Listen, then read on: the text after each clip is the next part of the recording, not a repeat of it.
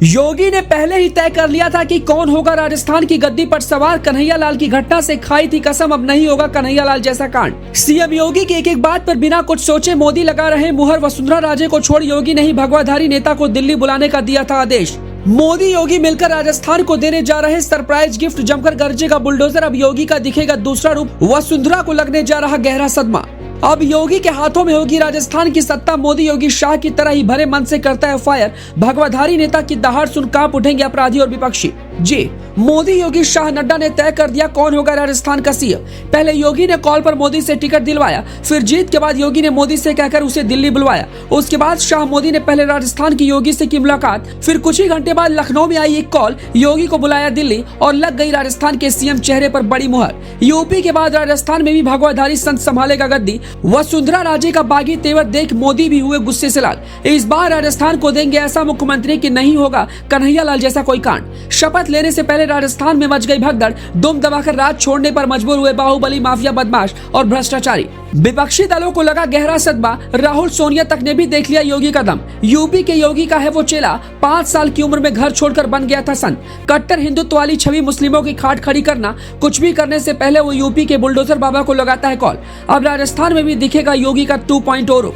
7 साल से यूपी की कमान संभाल रहे यूपी के बुलडोजर बाबा ने अब अपने इशारे पर एक और प्रदेश में भगवाधारी संत को पहुंचा दिया है। योगी ने बाबा बालकनाथ को राजस्थान की गद्दी पर बिठाने की तैयारी कर ली है। बताते चले कि बाबा बालकनाथ को मोदी ने तिजारा विधानसभा से उतारकर पहले राजस्थान की सियासी गलियारे में संदेश दे दिया था कि अगर सत्ता में वापसी होती है तो समझ लो बड़ा खेल होगा। ऐसे में प्रचंड बहुमत जीत के साथ बीजेपी ने राजस्थान में जो वापसी की है उसने इतिहास रच दिया है। लेकिन इस जीत से ज्यादा कहीं मायने रख रहा है राजस्थान का सीएम फेस जो चर्चाओं में है। बताते चले कि बाबा बालकनाथ जो पहले लोकसभा सांसद थे, अब वो विधायक बनकर राजस्थान की कमान संभालने वाले हैं। बाबा बालकनाथ की बात की जाए तो योगी आदित्यनाथ की तरह ही उनकी छवि है। नाथ संप्रदाय के जितने भी संत हैं उनका पहनावा एक ही तरह का होता है। जिस वेशभूषा में योगी आदित्यनाथ नजर आते हैं उसी वेशभूषा में बाबा बालकनाथ भी नजर आते हैं।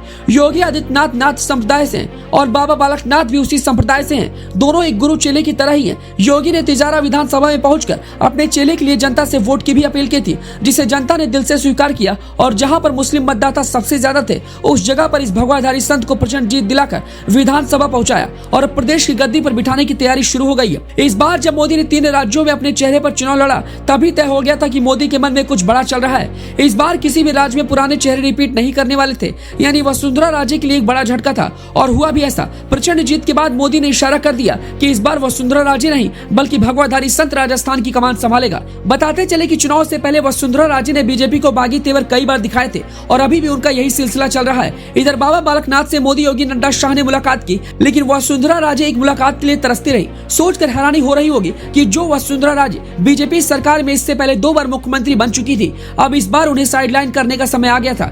बाबा बालकनाथ को सीएम बनाने के पीछे की कई बड़ी वजहें भी सामने निकल कर आई है।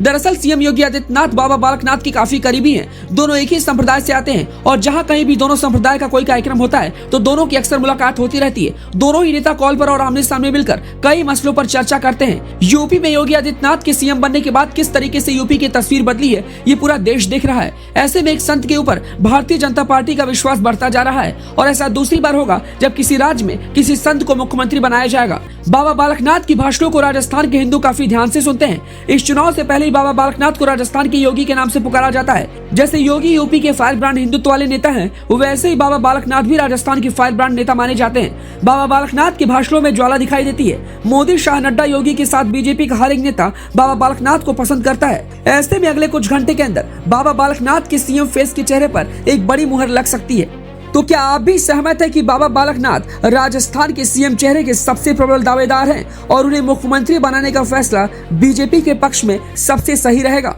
ऐसे में हमें अपनी राय कमेंट कर जरूर बताएं।